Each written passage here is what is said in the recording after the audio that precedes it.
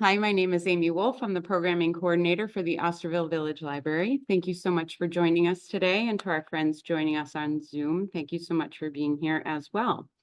Today, we are excited to have Carol Kinlan here with us. Carol is a Boston educational consultant with over 14 years of experience preparing and placing students in independent schools and colleges.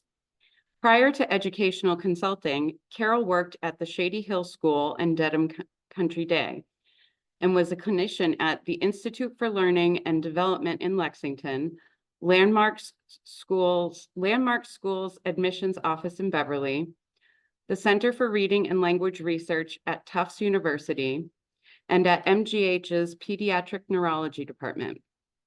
Carol holds a master's degree from the Harvard University's Graduate School of Education's Mind, Brain, and Educational Department with a focus on neurocognitive studies and complex learning disorders. So without further ado, here's Carol Kinlan. Thank you, Amy. What a nice introduction. So what I want to talk about today is the testing that I see all the time from the parents whose students have academic issues or attentional issues. And after COVID, more testing came in.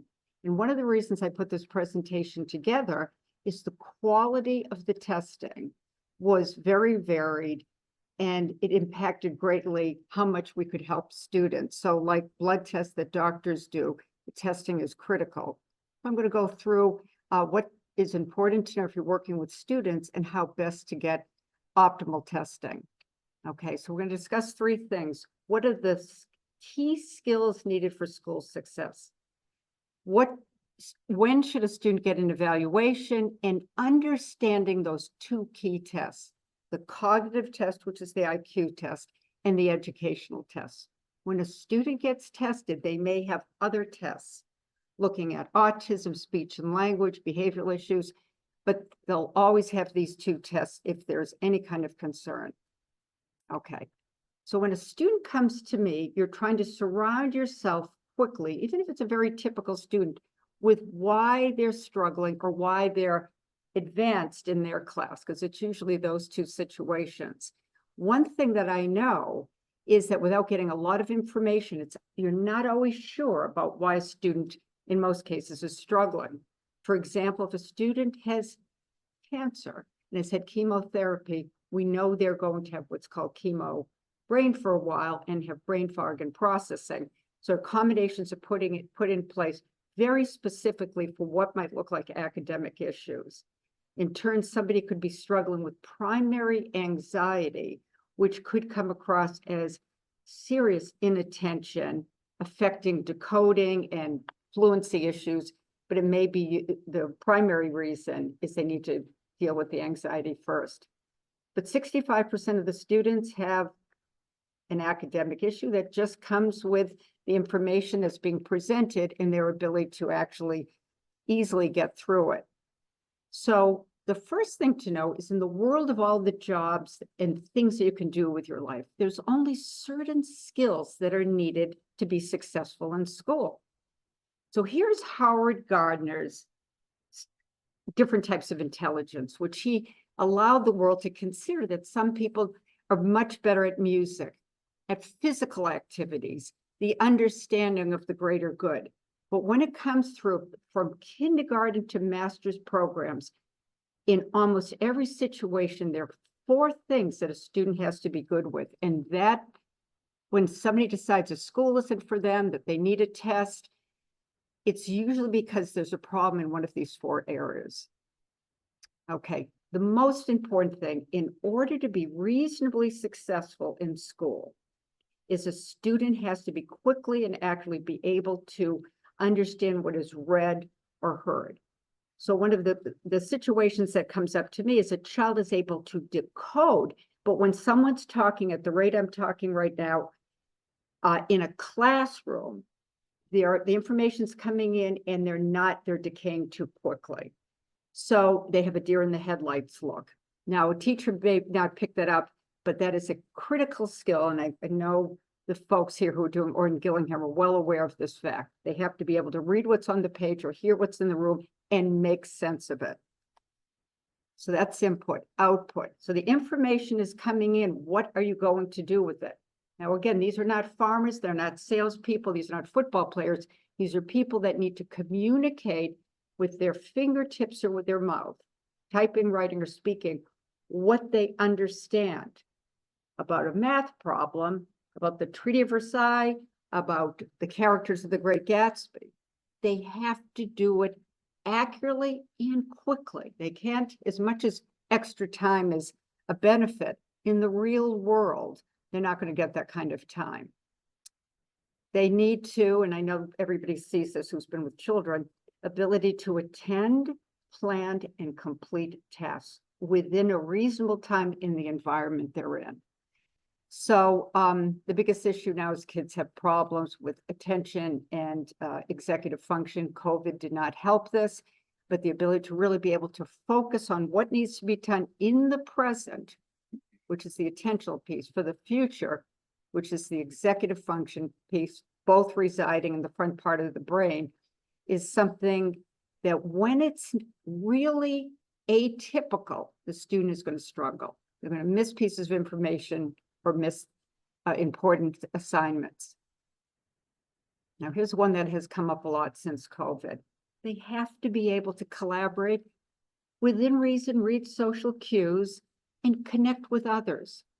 So think about the journey of a child.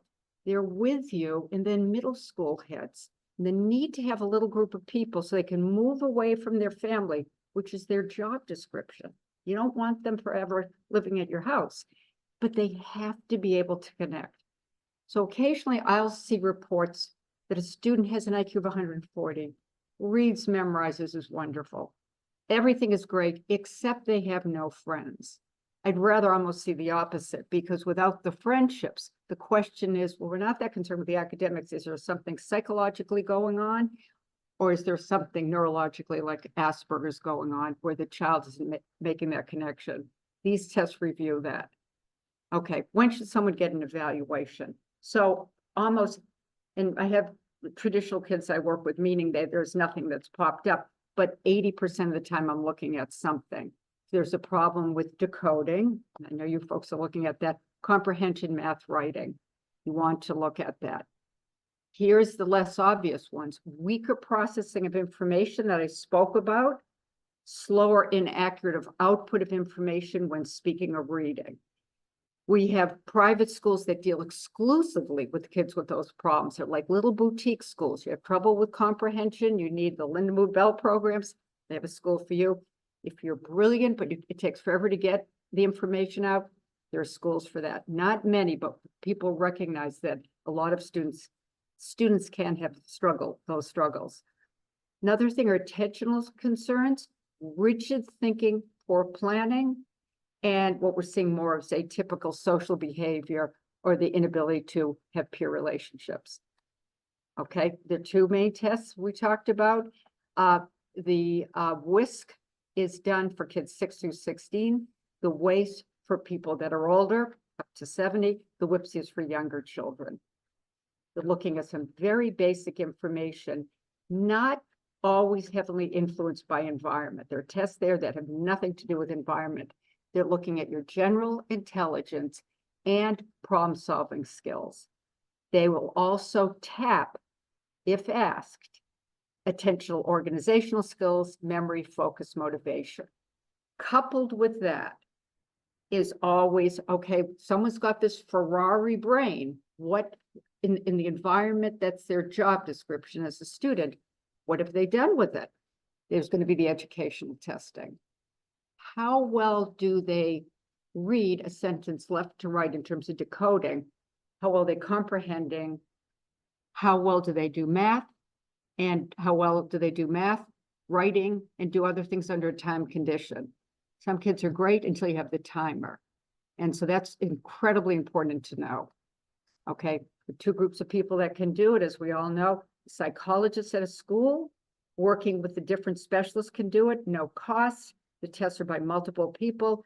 and the recommendations may not be sufficient to get this, no, you're laughing, the support for the student in the time they need it.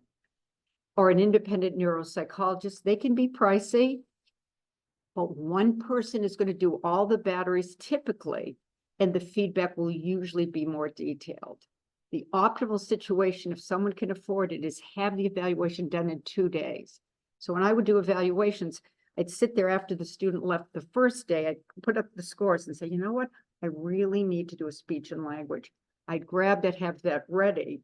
And when the child comes back refreshed, and I may see a different child, it's very helpful. The most important thing is no matter who's doing it, there has to be a goal. I'm asking this question of you, Mr. Psych or Mrs. Psychologist. Give me an answer. I need to know how to solve this issue. Also, is there enough evidence in the narrative? And I'll get into that. You just don't want a percentage. You want to know how the percentage came to be. Okay, so everyone's seen this. This is why sometimes I look at these tables and they look like the quantum theory charts. It's important to know that there's a bell curve, and though some of my parents and some people in general probably think that it's a little bit more, it's not as peaked as it is, but in most cases, most of the students are going to be in the 50% range. But the way the scores will be presented are either in percentages or standard scores. So you have to be, usually having this in front of you is helpful. However, let's remember the environment. If scores are coming in 37% and the child is in an affluent town where everyone's reading scores are landing around the 70%, remember, it's in the environment they're in that is critical, because they're absorbing what everybody else is doing. But it also is telling you that when the teacher says those are average scores, it's useful to remember what the environment is that the students in and what the expectation might be. So we have the IQ test. It's 1 hour and 45 minutes. It's a great little test, assuming the student is fully available, which the evaluator has to assess. You're going to look at 3 things that look at the brain: verbal comprehension, visual spatial, fluid reasoning. Then there are 2 other tests that look at the efficiency. So you could be the best built runner, but you may not be going that fast for whatever reason. When the test comes in, what I know is verbal comprehension is telling me when information was coming in to analyze the situation, how well did the child do? When we took that away and had them just look at things, how did the student do? So I'm going to quickly go through these tests. They're important. And just think of students you've had or children you've had or whatever, and how they would relate to this. Verbal comprehension, there are 2 different things. One, how does statue relate to painting? Now, again, you do not have to grow up in the fanciest suburb. You have to have a sense of abstraction and similes. So there's a lot of, you're given X compared to Y. So even a student from a very impoverished environment still knows those 2 words. The question is, how is their brain working to connect it? Then you do the vocabulary test, which is environment, sometimes dependent. What does simple mean? Whatever. Usually, if we're concerned about a child having autism or other things, we'll do the supplemental comprehension, which is, and I've heard a lot of interesting responses, questions, for instance, that ask futuristic thinking. What do we when we turn out the lights? What do we do? Why do we turn out lights when we leave a room? One of my favorite ones is, if you see fire coming out of somebody's house, what do you do? You'd be surprised what people say who are struggling sometimes with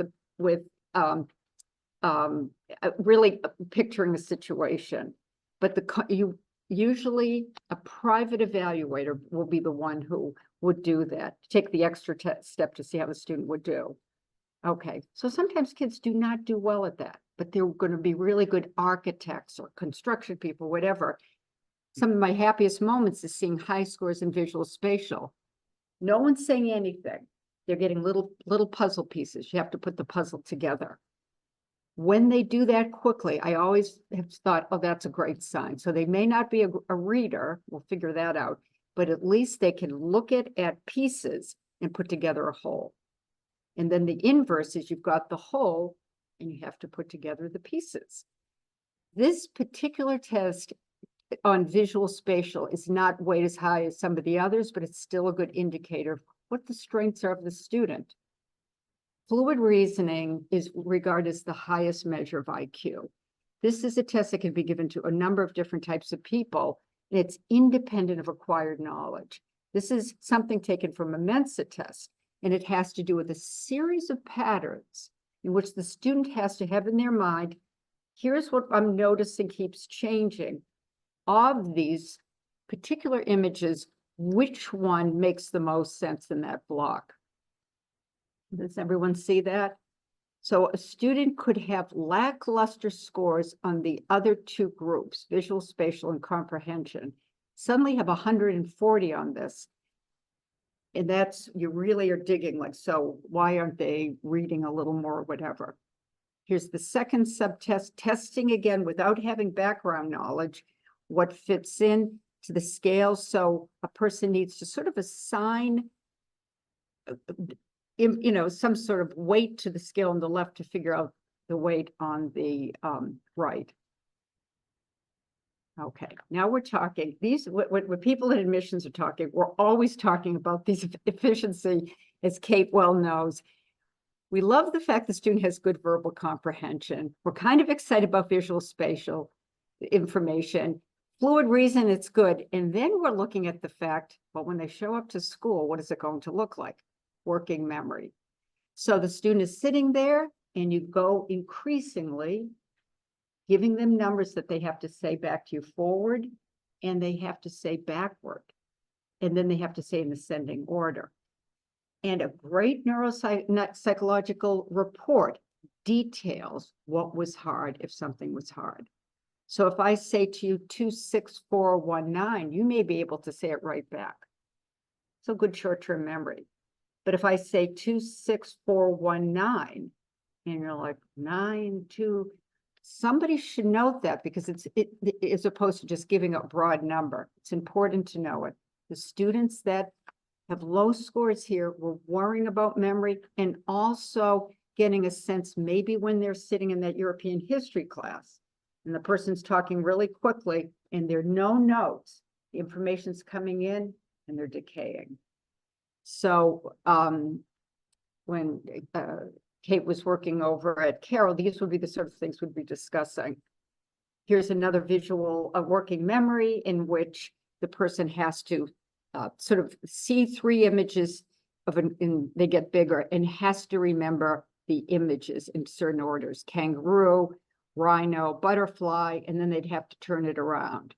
If one score is higher than the others of those two working memories, you're thinking, was it the fact that they numbers versus images? So you want to play around with why these things are happening. So the test that is extremely important, that doesn't get enough narrative sometimes from at least some of the schools, is processing speed. And a student is given 2 minutes with a little pencil in their hand to quickly scan with their eyeballs left to right, okay? You've got images in the sample. Do they show up on the right? If not, hit no. Click, they have to go. Now, the reason this is looked at is when the scores are low, and they are, I would say 30% of the students I have, they're low. Why? It's not as clean cut as the other tests. It could be the person has very slow processing speed. That is one part of the brain. It could be their little hands. They have graphomotor speed and they're going like this. Or it could be they're inattentive, they're whirling dervish and their eyes are left and right and left and right. You have to know what it is because you're going to say to the parents, the processing speed was low. It's not a great thing, but if it's just because they're getting their hand movements together or they're full of energy and not paying attention, that's really different than something that can be more significant, meaning they're just having trouble getting the information out. Here's another one. you're looking left to right here, and you're having to check off the images that are occurring both in the bottom and the top. Okay, so here's a student that I had, and again, these scores, if you have a chance to talk to somebody, you want these scores put where the test actually occurred, not in the back, because you keep looking at the information and at the back. But the first thing you notice is, hey, this kid has really good verbal comprehension, visual spatial, fluid reasoning, check, check, check.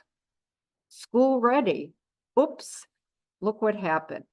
So on the working memory and processing speed, it was tougher. I'd want to know why. What happened?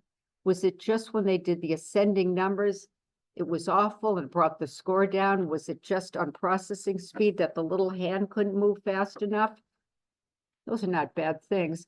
Typically, the psychologist will write it out. It's important to write out. One problem with this test is a full scale IQ cannot be listed if there is more than 15 points between any of the composites.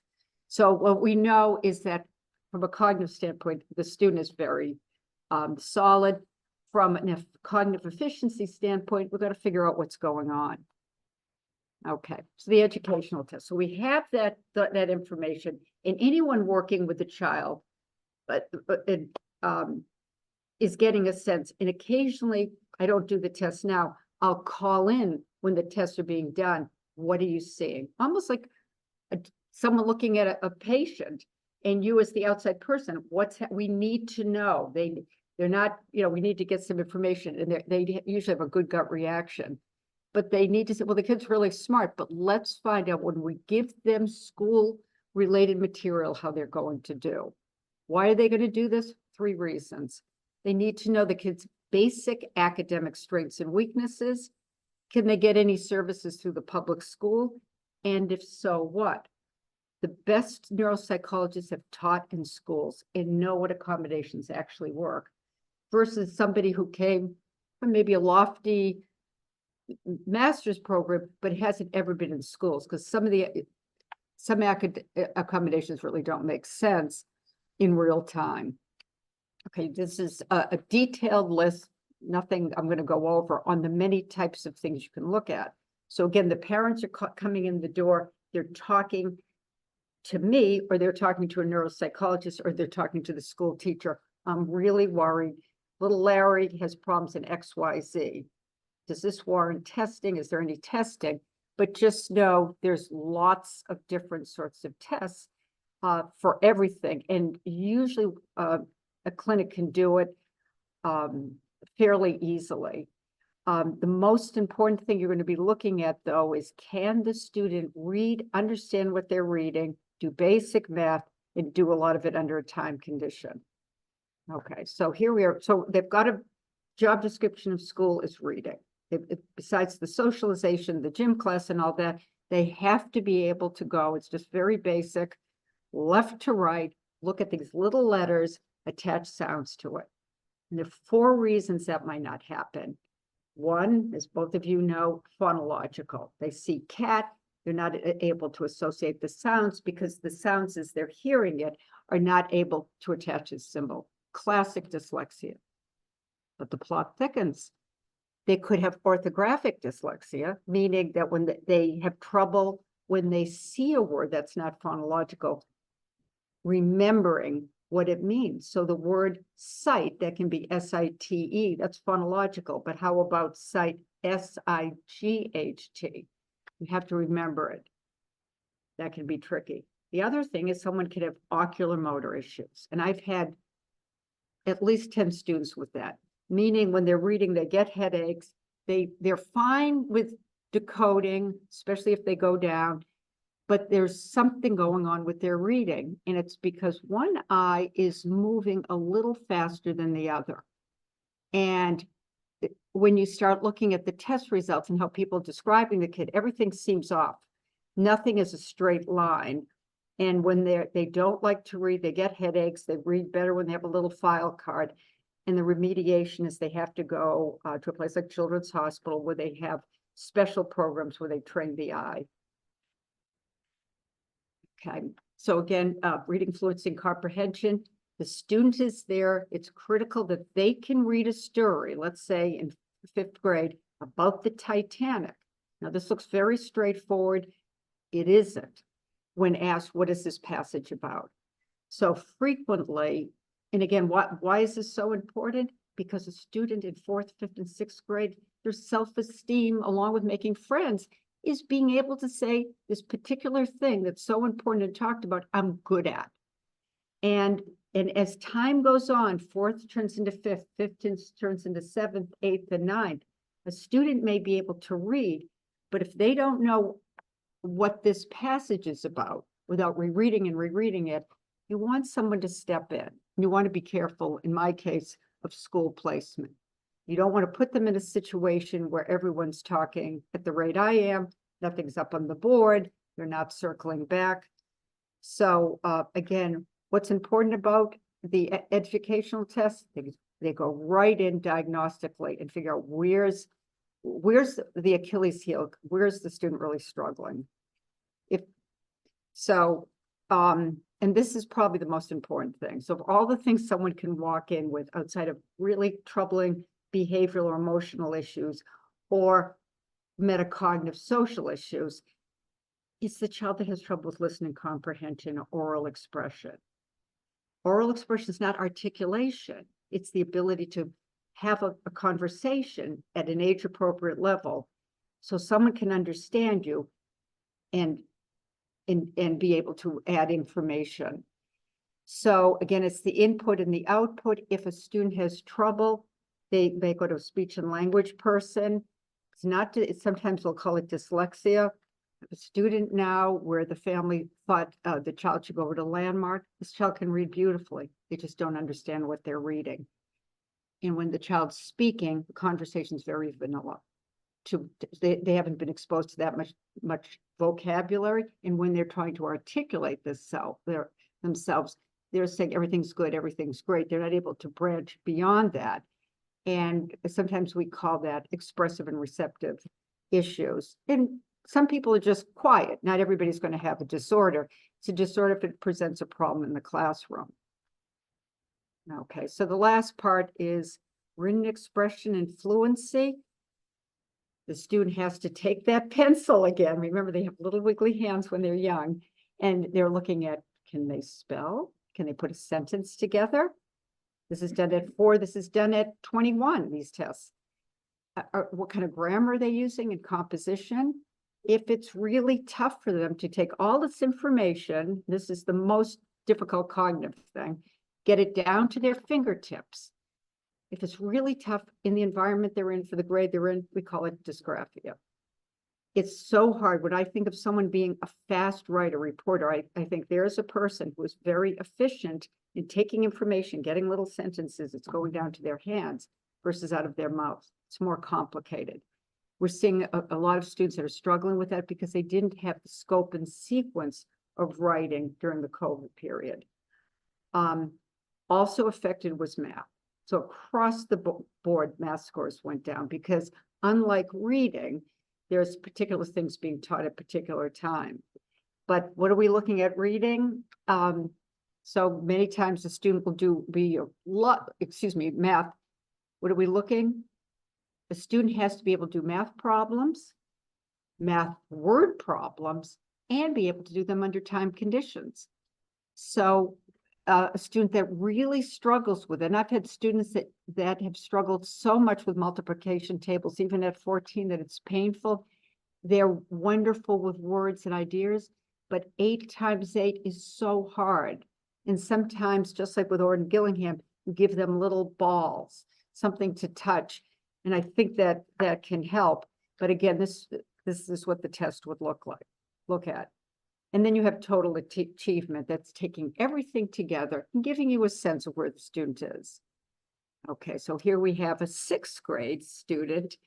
And again, as you can see, this table is different from the other one. I wish, like blood tests that the doctors do, that these tests were done in the same format. Here you have the standard score, and with maybe percentages underneath, I don't know, and grade equivalent.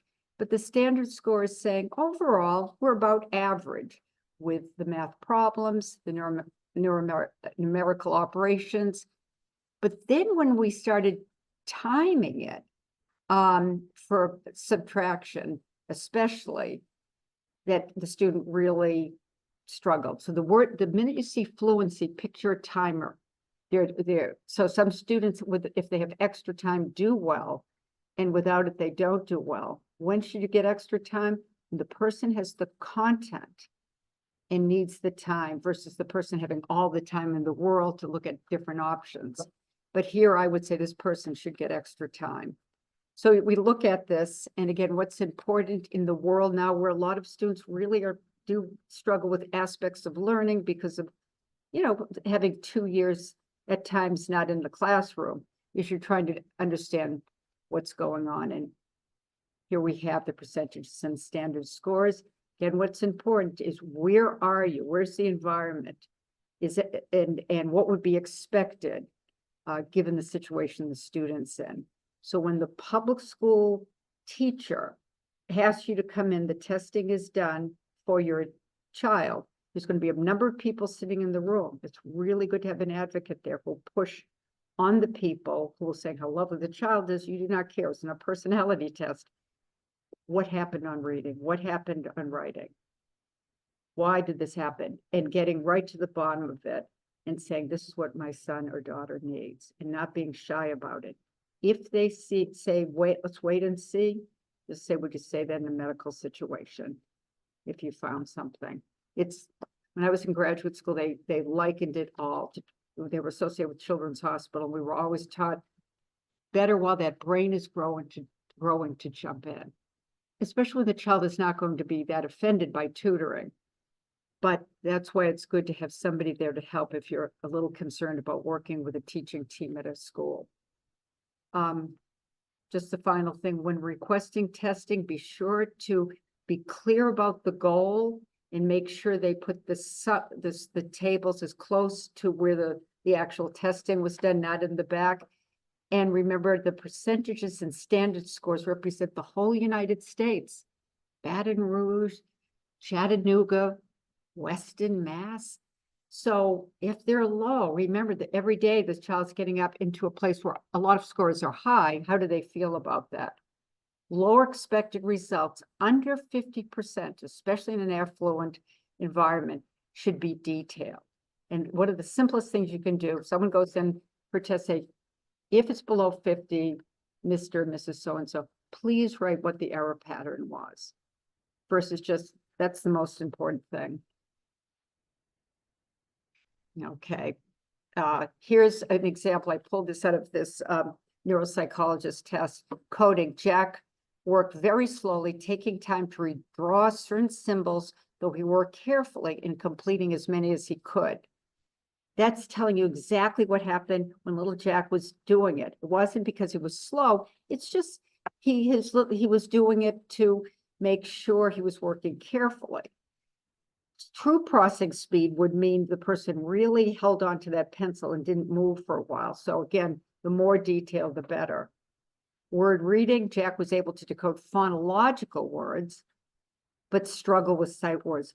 You've got to see those details. Again, both of you are, as OG people, are very familiar with the importance of that. No use remediating someone when it could be that it's just attentional. Attentional reading issues show up with a lack of detailed focus on prepositions and pronouns. So if they're missing he, they, upon, that's not typically dyslexia. That's a little active brain, or they skip a line. So the score could be really low, but it could be just that the student was rushing. So you need to know the details. That's it. Any questions?